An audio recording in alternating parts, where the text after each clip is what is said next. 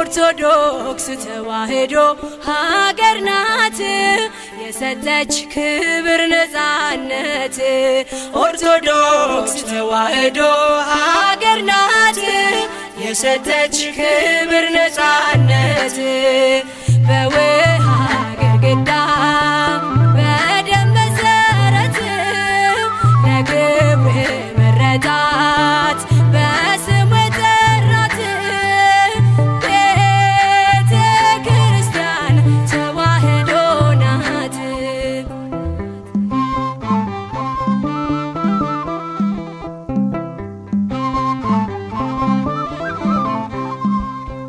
የጽድቅ ቤት የድነት መርከብ መጠሪያ ነች ለአገርና ለሕዝብ።